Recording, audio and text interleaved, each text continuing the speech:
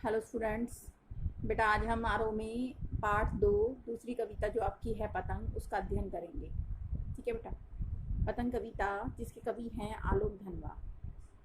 आलोक धनवा बेटा, जिनका जन्म जो है वो बिहार में मुंगेर ज़िले में हुआ था। ये फेमस कवि हैं, अनेक रचनाएं हैं इनकी, काव्य संग्रह भी हैं। ठीक है बेटा। इनकी जो ये पतंग कविता है बेटा, ये एक अकेली एकमात्र कविता है जो काफ़ी लंबी है, जिसको खंडों में विभक्त किया गया है। यह है तीसरा अंश है इस कविता का। ठीक है बेटा, जिसमें उन्होंने पतंग के माध्यम से बच्चों की बाल सुलभ मनोभावनाओं को अभिव्यक्त किया है। कवि कहते हैं आलोक धनवा कि बाल सुलभ कल्पनाएं बच्चों की पतंग के समान आसमान की ऊंचाइयों को छूने के लिए अभिप्रेरित हैं। ठीक है बेटा।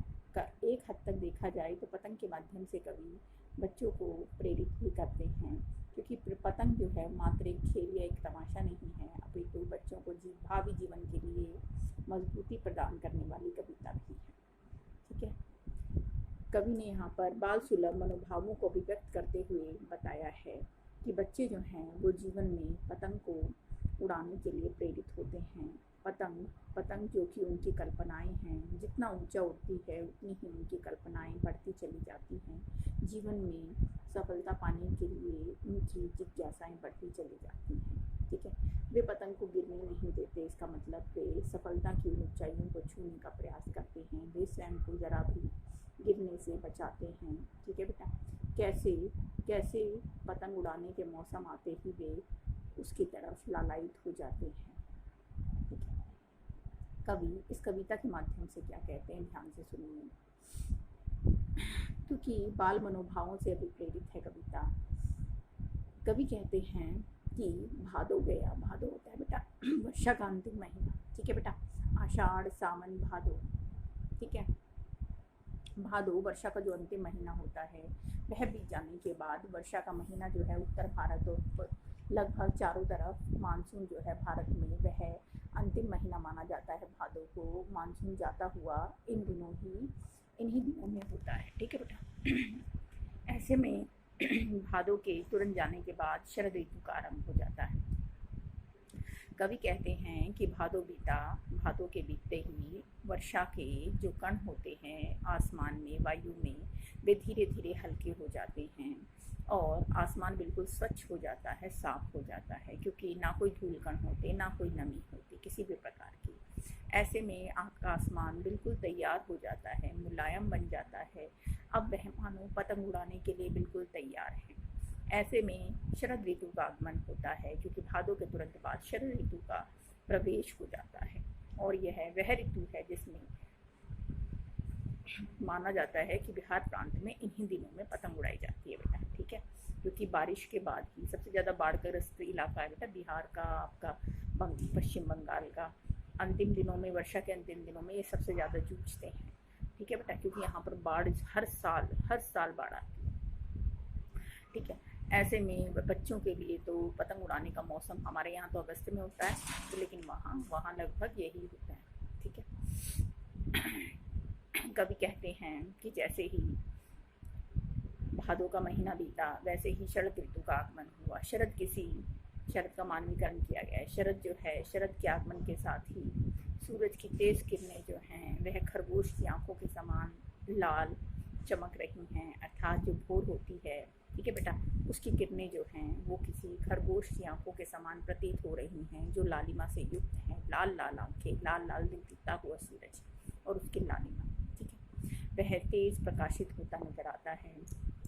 वहीं शरद ऋतु जो है वह विभिन्न ऋतुओं रूपी पुलों को पार करते हुए अपनी चमकीली सूरज की तेज किरणों वाली साइकिल पर सवार होकर मानो बच्चों को क्या कर रही है, अपनी नई साइकिल दिखा रही है। जैसे बच्चे के पास नई साइकिल आने पर वह सभी को दिखाता हुआ घूमता है ना, जोर जोर से उसकी घंटी बजाता है और सबको बुलाता है कि हाँ मैंने साइकिल ले ली, मेरे पास साइकिल आ गई। ठीक है। ऐसे ही शरद ऋतु जो है विभिन्न ऋतुओं रूपी पुलों से गुजर कर, ठीक है बेटा, यानी अलग अलग ऋतुओं से होकर जब लौटती है, ठीक है बेटा, तब मानो सूरज की तेज किरणों को वह आसमान में फैला रही है और बच्चों को बुला रही है कि हाँ, आसमान उनके लिए अब बिल्कुल स्वच्छ हो गया है, अब वो पतंग उड़ाने के लिए तैयार हो जाए। ठीक है, ऐसे में बच्चे भी पूर्णतः तैयार हो जाते हैं। क्यों? क्योंकि बच्चों की दुनिया यही है। ठीक है, कवि कहना चाहते हैं जैसे वसंत के आगमन के साथ ही फूलों पर तितलियां मंडराना शुरू कर देती हैं, भंवरे मंडराना शुरू कर देते हैं, वैसे ही बच्चों के पतंग उड़ाने की यह दुनिया भी यहीं से प्रारंभ हो जाती है। ठीक है बेटा, यहाँ से बच्चे जो हैं वो पतंग उड़ाने के लिए भी प्रेरित हो जाते हैं। क्यों? क्योंकि किलकारियाँ, सीटियाँ, बच्चों के जोर जोर से चिल्लाने की आवाज़ें, छतों पर घूमते हुए, टहलते हुए दौड़ने की आवाज़ें, ऐसे में चारों दिशाओं में मृदंग के समान गूंजने लगती है। ठीक है बेटा, कवि कहते हैं कि पतंग उड़ाने का मौसम आते ही उन्हें, अब बच्चे जो हैं वह अपनी रंगीन हल्की कागज़ पतले कागज़, रंग बिरंगी पतले कागज़ की जिसको पतंग को लेकर आसमान में नजर आते हैं, एक छत से दूसरी छत पर दौड़ते हुए। ऐसे लगता है कि धरती भी उनके मुलायम पैरों के नीचे आने के लिए बेचैन है, व्याकुल है। ठीक है बेटा, बच्चे नहीं दौड़ रहे बल्कि धरती स्वयं घूमती हुई उनके बेचैन पैरों के नीचे घूमती हुई आ जाती है। ठीक है बेटा, क्योंकि बच्चों के लिए दूरियां भी क्या हो जाती हैं बेटा? कम हो जाती हैं। पतंग उड़ाने वाले बच्चे दूरियां नहीं देखते, वो तो छतों पर घूमते हुए एक मोहल्ले से दूसरे मोहल्ले, एक छत से दूसरे छत नजर आते हैं। क्योंकि सबसे हल्की चीज जो है पतंग, वह आकाश में उड़ने के लिए, रंग बिरंगी हल्की चीज जो है वह आकाश में उड़ने के लिए तैयार है। ठीक है बेटा, और मात्र एक कमानी के सहारे, मात्र एक डोर के सहारे। ठीक है बेटा, क्योंकि पतंग जो है वेग के साथ, ठीक है बेटा, एक स्थान से दूसरे स्थान पर उड़ती फिरती है। वे अपनी पतंग को ऊंचाइयां देते हैं, क्योंकि वो पतंग नहीं बल्कि उनके जीवन की क्या है बेटा? इच्छाएं, उनके जीवन की आकांक्षाएं हैं, जिन्हें वे और ज़्यादा सफलताओं को यानी आसमान की ऊंचाइयों तक पहुंचाना चाहते हैं। ठीक है बेटा, ऐसे में वे उसे गिरने से बचाते हैं। ठीक है बेटा, उनका शरीर और ज़्यादा रोमांचित हो जाता है, इतना ज़्यादा रोमांच से वे भर जाते हैं। ठीक है बेटा, क्योंकि उनके अंदर पतंग उड़ाने का जोश है, उत्साह है। ठीक है, ऐसे में बच्चे जो हैं वह एक छत से दूसरी छत पर पतंग और किलकारियाँ मारते हुए, शोर बजाते हुए मृदंग के समान चारों दिशाओं में गूंजते हुए चले जा रही हैं पतंग को, ताकि दुनिया की सबसे हल्की चीज़, हल्का कागज़ आसमान में उड़ सके।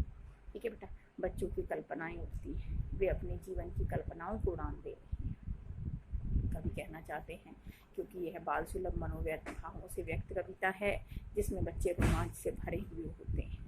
बच्चों के अंदर उत्साह है, जोश है, और वे ऐसे खतरनाक किनारों तक भी कई बार पहुंच जाते हैं, जहां पहुंचकर उन्हें उन्हीं के शरीर का वह रोमांचित संगीत जो है, वह रोमांच जो है वह उन्हें गिरने से भी बचा लेता है। ठीक है बेटा, वे स्वयं को गिरने से बचाते हैं उस एक डोर के सहारे, जैसे वे पतंग को बचाते हैं ना बेटा, ऐसे ही उनका लचीला वेग, क्योंकि बच्चे भी बड़े ही लचीले होते हैं, उनका लचीला वेग, लचीला शरीर जो है वह उन्हें गिरने से बचाता है। ठीक है, ऐसे में अगर वे कभी गिर भी जाते हैं खतरनाक किनारों से, तो फिर वे और ज़्यादा जोश के साथ किसके सामने आ जाते हैं? सूर्य की सुनहरी किरणों के सामने। ठीक है बेटा, उसके समक्ष आने से नहीं घबराते, बल्कि वे और ज़्यादा प्रेरणादायक हो जाते हैं, अर्थात और ज़्यादा प्रेरित हो जाते हैं। और क्योंकि बच्चे होते ही कपास के समान कोमल हैं। ठीक है बेटा, उनका मन बड़ा ही नाजुक होता है, बड़ा ही भावनाओं से परिपूर्ण होता है। बच्चे स्वभाव से ही बड़े ही नाजुक होते हैं, लेकिन ऐसे में वे पतंग उड़ाने से पीछे नहीं हटते, क्योंकि वो तो जीवन की बाधाओं से अभिप्रेरित होने के लिए दोबारा निडर होकर सूरज की तेज किरणों का सामना करने के लिए छतों पर नजर आते हैं।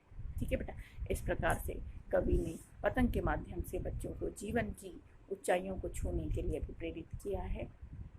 उन्हें बताया है कि जीवन के लक्ष्य को किस प्रकार हासिल किया जाता है। ठीक है, निडरता से जीवन में समस्याओं से, भावी समस्याओं से उन्हें जूझने के लिए भी प्रेरित किया।